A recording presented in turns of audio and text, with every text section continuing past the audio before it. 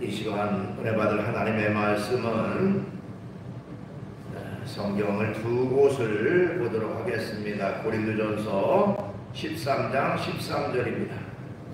읽습니다. 그래도 믿음, 소망, 사랑 이 세 가지는 항상 있을 것인데 그 중에 제일은 사랑이라. 아멘. 말씀을 또 한 곳 봅니다. 데살로니가전서 1장 2절로 3절 말씀입니다. 받들어 공동합니다. 우리가 너희 모두로 말미암아 항상 하나님께 감사하며 기도할 때에 너희를 기억함은 너희의 믿음의 역사와 사랑의 수고와 우리 주 예수 그리스도에 대한 소망의 인내를 우리 하나님 아버지 앞에서 끊임없이 기억함이니. 아멘. 말씀을 3절까지 받도록 공독을 했습니다. 오늘 주어진 본문 말씀 가지고 제목을 믿음, 소망, 사랑으로 가득한 교회, 이런 제목의 말씀으로 같이 은혜를 나누려고 합니다. 올해 우리 교회 표어를 믿음, 소망, 사랑으로 가득한 교회 이렇게 정했습니다. 우리가 신앙생활을 하는데 가장 중요하고 또 가장 핵심되는 것이 바로 믿음과 소망과 사랑입니다. 올 한 해 우리 교회가 이 믿음과 소망과 사랑으로 가득한 그런 교회가 되었으면 하는 것입니다. 우선 올 한 해 우리 교회가 믿음으로 강해져야 합니다. 믿음으로 강해져야 된다. 우리가 히브리서 11장을 일명 믿음장이라고 이렇게 부릅니다. 히브리서 11장에 보면 거기 믿음이 무엇인지를 잘 정의하고 있어요. 히브리서 11장 1절에 믿음은 바라는 것들의 실상이요 보지 못하는 것들의 증거니 이렇게 말하면서 그 뒤에 믿음의 사람들을 쭉 열거하고 있습니다. 이 노아라고 하는 사람의 믿음이나 아브라함이나 또 모세라고 하는 사람의 믿음이 어떻게 믿음의 삶을 살았고 어떻게 승리하는 생활을 했는지 하는 내용이 쭉 기록이 되어 있습니다. 그들은 한결같이 고난 중에 어려움 중에 힘든 중에도 아랑곳하지 않고 철저히 하나님을 믿는 이 믿음 가운데 살아갔던 것을 볼 수가 있습니다. 우리도 믿음으로 살아가는 그런 생활이 있어야 될 텐데, 자, 믿음으로 살아가면 하나님께서 우리에게 어떤 결과를 주어주실까, 우리에게 어떤 결과가 주어질까 하는 것입니다. 우선은 믿음으로 살면 담대하게 되어집니다. 자, 믿음 있는 사람과 믿음 없는 사람의 차이는요, 담대함의 차이라고도 할 수가 있어요. 믿음 있는 사람은 철저히 담대함으로 살아가지만 믿음 없는 사람은 너무너무 두려움과 또 여러 가지 어려움 속에서 고난과 고통을 당하고 살아가게 되어지는 것입니다.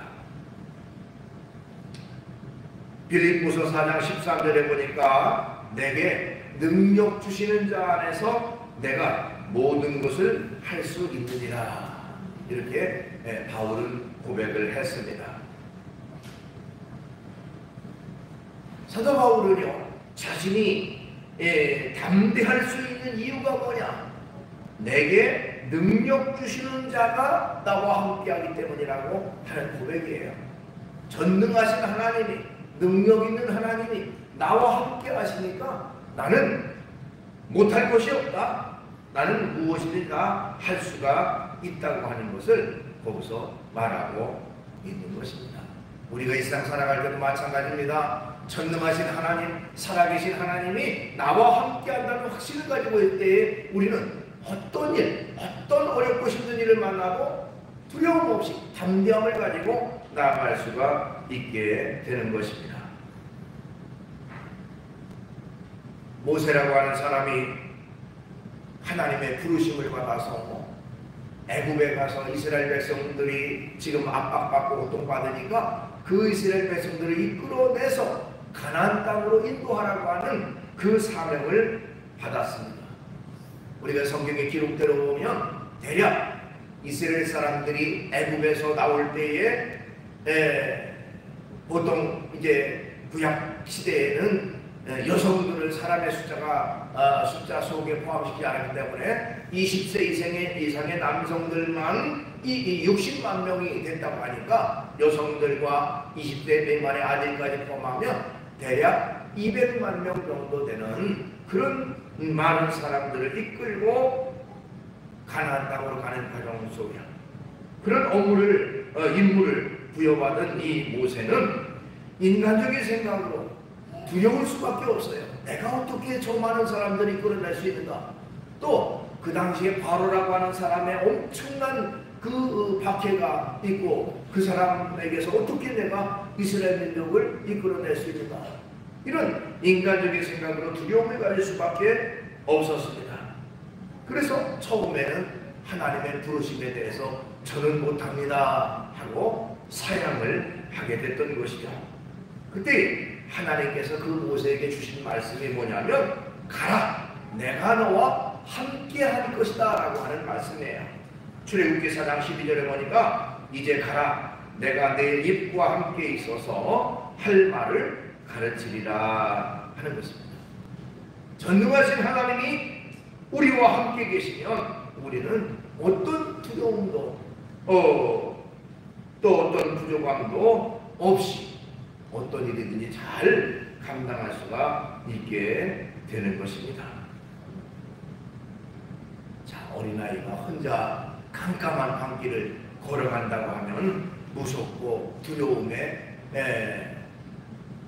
사로잡혀 있을 겁니다. 그러나 부모님과 함께 손을 잡고 그 길을 걸어간다면 그 아이는 그야말로 기뻐서 즐거움에 노래를 부르며 싱글벙글 부모님과 함께 따라갈 겁니다.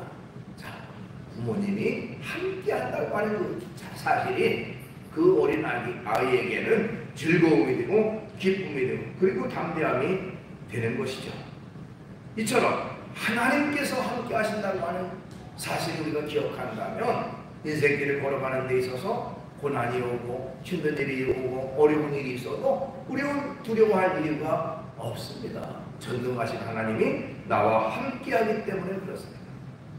이사야 41장 10절 두려워하지 말라, 내가 너와 함께함이라. 놀라지 말라, 나는 내 하나님이 됨이라. 내가 너를 굳세게 하리라. 참으로 너를 도와주리라. 참으로 나의 의로운 오른손으로 너를 붙들리라. 이렇게 말씀하고 있습니다. 그 다음에 믿음으로 살면 늘 승리하게 되어지는 것입니다. 구약성경 사무엘상 17장에 보면요, 거기 다윗이라는 사람, 어린 다윗이 그 당시에 구척장신이었던 블레셋 장수 골리앗과의 싸움을 하는 그런 내용이 나옵니다. 자, 상대적으로 비교가 되지 않습니다. 그야말로 골리앗이라고 하는 거인과 어린 다윗의 싸움이에요. 이스라엘 백성들 군인 어느 누구도 그 골리앗 앞에 담대히 나가서 싸울 수 없는 그야말로 두려움에 사로잡혀 있는 그때에 다윗이 당당히 나가서 골리앗과 싸움을 합니다. 다윗이 담대히 나가는 것은 무슨 전쟁 경험이 많아서 또 어떤 좋은 무기를 가지고 있어서도 또 체력이 강해서도 결코 아니라 다윗은 믿음으로 나갔던 것입니다. 하나님이 나와 함께 하신다고 하는 확신을 가지고 그 믿음을 가지고 담대함으로 나아가서 승리를 거둘 수가 있었습니다. 사무엘상 17장 45절에 보니까요, 다윗이 블레셋 사람에게 이르되 너는 칼과 창과 단창으로 내게 나오거니와 나는 만군의 여호와의 이름 곧 내가 모욕하는 이스라엘 군대의 하나님의 이름으로 내게 나아가노라. 이렇게 말했습니다. 그러니까 너는 너의 신만 믿고 지금 칼을 가지고 나에게 나오지만 나는 만군의 여호와의 이름으로 너에게 나간다 하는 그 믿음을 가지고 나아갈 때에 다윗은 담대할 수가 있었다고 하는 것입니다. 우리가 하나님을 믿는 믿음으로 나아가면 언제나 승리하게 되어집니다. 우리를 승리케 하는 것, 우리를 승리로 이끄는 것, 그것이 바로 믿음이라는 것입니다. 요한일서 5장 4절에도 그런 말씀이 있어요. 무릇 하나님께로부터 난 자마다 세상을 이기느니라. 세상을 이기는 승리는 이것이니 우리의 믿음이니라. 세상을 이길 수 있는 것, 그게 바로 믿음이다. 하나님을 믿는 믿음, 그걸 가지고 우리가 승리할 수가 있게 된다고 하는 것입니다. 우리가 즐겨 부르는 찬송가 384장 거기 내용을 보면 믿음으로 사는 자는 하늘 위로 받겠네. 무슨 일을 만나든지 만사형통하리라. 무슨 일을 만나든지 만사형통하리라 하는 찬송가 가사를 우리가 그 내용을 담은 찬송을 부르고 있습니다. 믿음으로 사는 자, 무슨 일을 만나든지 형통하는 그런 축복이 주어진다는 것이죠. 그 다음에 올 한 해 우리 교회가 소망으로 굳세어야 하는 것입니다. 우리가 세상을 살아갈 때에 절대적 가치를 어디에 두고 살아가느냐 하는 것은 굉장히 중요한 일입니다. 일시적이고 단편적인 세상적인 것에 절대적 가치를 두고 살아가느냐, 아니면 영원하고 완전한 하늘의 가치관을 가지고 살아가느냐 하는 것입니다. 그 뭐 말할 이유도 없지. 일시적인 것, 찰나적인 것, 순간적인 것, 거기에 절대적 가치를 두어서는 안 되는 것이죠. 우리는 영원한 것에 우리의 가치관을 가지고, 절대적 가치를 가지고 살아가야 됩니다. 바로 하늘의 가치관을 가지고 살아가는 것, 그게 바로 소망인 것입니다. 소망. 성경에 보면요, 결코 세상적인 것에 소망을 두지 말라고 우리에게 권고하고 있습니다. 시편 146편 거기 3절에 보니까요, 3절 4절 주인들을 의지하지 말며 도울 힘이 없는 인생도 의지하지 말지니 그의 호흡이 끊어지면 흙으로 돌아가서 그날에 그의 생각이 소멸하리라는 내용이 나옵니다. 아무리 세상에서 어떤 엄청난 권력을 가진 사람이라도, 아무리 세상에서 어떤 뛰어난 능력을 가진 사람이라도 결국 때가 되면 언젠가는 그 사람도 연기처럼 역사 속으로 사라져버리게 되는 것입니다. 즉 인간이라고 하는 그 존재 자체가 완전할 수가 없고 절대적 권력이 영원토록 지속될 수가 없다는 것이죠. 그렇기 때문에 세상적인 것에 가치를 두고 살아가는, 또 사람에게 소망을 두고 살아가는 그런 일이 있어서는 안 된다는 것입니다. 유한하고 부족한 인간에게 절대적 가치를 두고 살아가는 것은 결코 하나님 앞에 바르지 않다는 것입니다. 그러면 우리의 소망을 어디에 두고 살아가야 되냐? 우리는 우리의 소망을 철저히 하나님께 두고 살아가야 된다는 것입니다. 우리의 소망을 하나님께 두고 시편 146편 5절 야곱의 하나님을 자기의 도움으로 삼으며 여호와 자기 하나님에게 자기의 소망을 두는 자는 복이 있도다 이렇게 말했습니다. 전능하신 하나님, 살아계신 하나님, 우주 만물을 창조하신 하나님, 인간의 생사화복을 주관하시는 하나님, 그 하나님에게 우리의 소망을 두고 살아가는 사람, 그 사람이야말로 진정 복이 있는 사람이라고 성경은 우리에게 권고하고 있습니다. 올 한 해 우리 교회가 소망으로 더 단단해지는, 굳세어지는 그런 한 해가 되어야 됩니다. 뿐만 아니라 올 한 해 우리 교회가 사랑으로 뜨거워야 하는 것입니다. 어떻게 보면 오늘날 이 세상을 사랑이 메말라 가고 있다라고 하는 말들을 많이 합니다. 나중심적인 생각, 사고 속에 살아갑니다. 나만 잘 먹고 나만 편하고 나만 안전하면 된다고 하는 이런 잘못된 사고, 이기주의가 만연해 가고 있는 이때입니다. 참으로 안타까운 일이 아닐 수가 없지요. 자, 이런 때에 예수님께서는 어떤 가르침을 우리에게 말씀하셨느냐 하는 것입니다.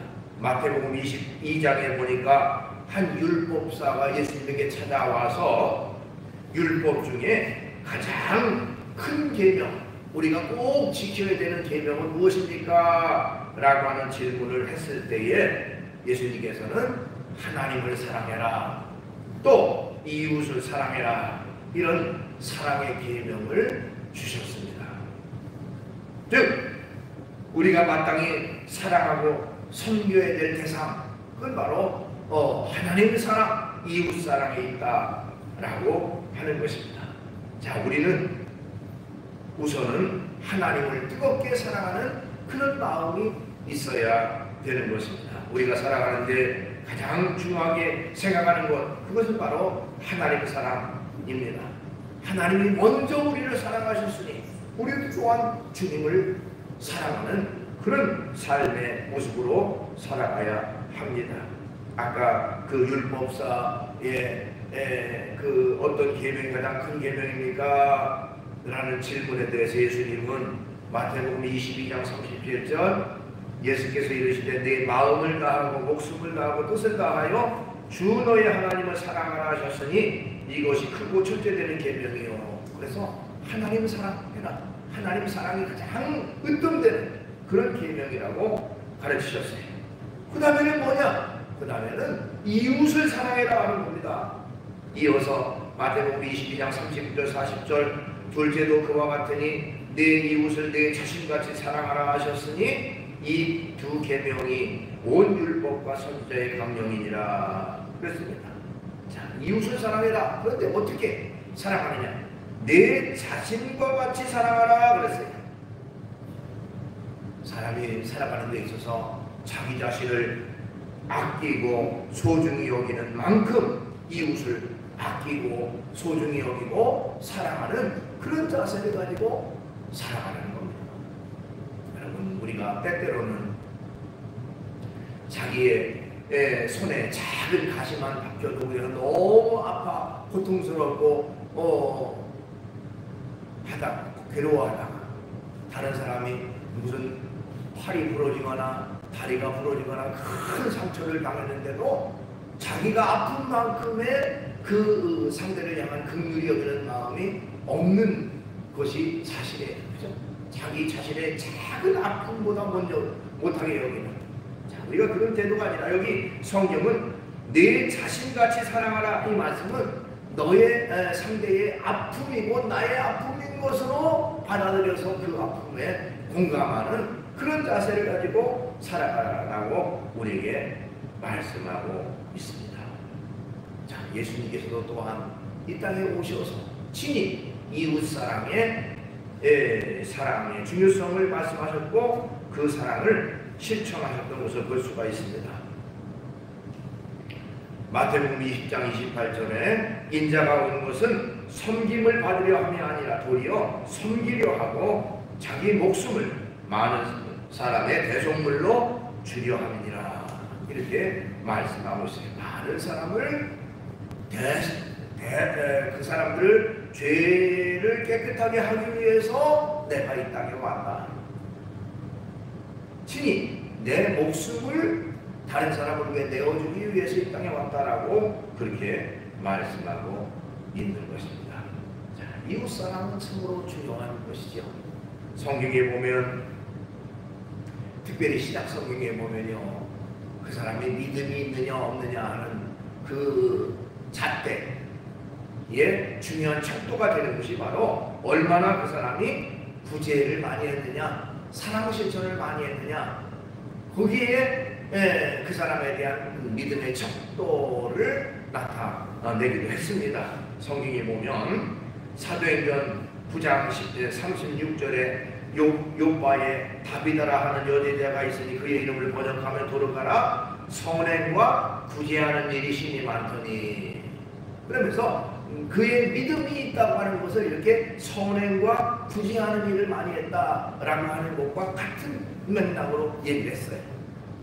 또 사도행전 10장 1절 2절에도 가이사라에 고레비를 하는 사람이 있으니 이달리아 부데라 하는 군대의 백부장이라 그가 경건하여 온 지방과 더불어 하나님을 경외하며 백성을 많이 구제하고 하나님께 항상 기도하더니, 그래서 거기도 구제라는 것이 나와요. 믿음이 있는 사람이라고 하는 것을 구제한다, 다른 사람을 잘 도왔다, 이것과 같은 맥락으로 연결시켰습니다. 그런 면에서 우리가 이웃사랑이라고 하는 것, 그것도 또한 역시 하나님 사랑과 같은 맥락으로 봐야 돼요. 우리가 하나님을 사랑하면서도 사람에 대한, 다른 사람에 대한 사랑을 도외시하는 게 아니라 하나님을 사랑하는 사람은 반드시 또한 이웃을 사랑하는 그 사랑으로 연결되어야 된다는 것입니다. 거기에다가 우리 그리스도인들은 한 가지를 더 사랑해야 되는데, 바로 교회를 사랑해야 하는 것입니다. 교회를 사랑하자, 그런 것입니다. 교회는 성경에 보니까요, 하나님의 집이라고 그랬고요, 진리의 기둥과 터라고 그랬습니다. 디모데전서 3장 15절 만일 내가 지체하면 너희로 하여금 하나님의 집에서 어떻게 행하여야 할지를 알게 하려 함이니 이 집은 살아계신 하나님의 교회요 진리의 기둥과 터니라. 그래서 이 집, 즉 하나님의 성전은 진리의 집, 진리의 기둥과 터가 하나님이 함께하는 곳이다 라고 성경은 말하고 있습니다. 때문에 우리는 언제나 교회를 사랑하는 그런 자세, 그런 모습으로 살아가야 합니다. 어떻게 교회를 사랑할 수가 있을까요? 우선은 교회를 가까이 하는 것입니다. 교회를 가까이 해야 교회를 사랑할 수가 있습니다. 시편 122편 1절 사람이 내게 말하기를 여호와의 집에 올라가자 할 때에 내가 기뻐하였도다. 기쁨으로 하나님의 성전에 나가는 것을 기뻐했다라고 합니다. 성전에 가자 할 때에 너무너무 마음이 기뻤다는 겁니다. 또 시편 65편 4절 주께서 택하시고 가까이 오게 하사 주의 뜰에 살게 하신 자들은 복이 있나이다. 우리가 주의 집 곧 주의 성전의 아름다움으로 만족하리이다. 하나님의 성전에 가까이 하는 사람이 복이 있다라고 성경은 말하고 있습니다. 때문에 교회를 가까이 하는 생활, 몸으로도 가까이 하고 마음으로도 가까이 하고 언제든지 성전을 기억하는 자세 뿐만 아니라 성전, 교회를 위해서 기도하는 생활입니다. 시편 122편 6절 예루살렘을 위하여 평안을 구하라. 예루살렘을 사랑하는 자는 형통하리로다. 여기 예루살렘은 곧 성전을 말해요. 예루살렘 성전. 그것을 평안을 구하라라는 것을 기도해라. 교회를 위해서 늘 기도하는 것, 그것이 중요하다고 말하고 있습니다. 우리도 늘 교회를 위해서 기도해야 됩니다. 우리 교회가 은혜가 넘치는 교회, 사랑이 넘치고 성령으로 충만하고 말씀으로 충만한 교회가 되도록 늘 하나님 앞에 기도할 수 있는 그런 우리가 되어야 됩니다. 하나님은 올 한 해 우리가 어떤 자세로 살아가느냐, 바로 우리 교회 표어처럼 믿음, 소망, 사랑으로 가득한 그런 우리의 삶이 되어야 됩니다. 그래서 믿음으로 뜨겁게, 또 소망으로 굳세게, 사랑으로 뜨겁게, 믿음으로 강하게, 소망으로 굳세게, 사랑으로 뜨겁게 사랑하는 그런 올 한 해 우리 모두가 되기를 주의 이름으로 축원합니다. 기도하겠습니다. 걸어가신 주님을 찬양합니다. 오늘도 저희들을 사랑해 주셔서 주의 길에 이끌어 주시고 귀한 예배의 영광 돌리게 하심을 감사합니다. 올 한 해 우리 모두가 믿음으로, 신앙, 또 소망으로, 또 사랑으로 가득 차고 또 더 하나님 앞에 발전하고 온전한 모습으로 살아가는 저희가 될 수 있도록 인도해 주시옵소서. 그래서 우리를 통해서 하나님의 영광만 크게 드러낼 수 있도록 인도해 주시기를 원합니다. 예수님의 이름으로 기도하옵나이다.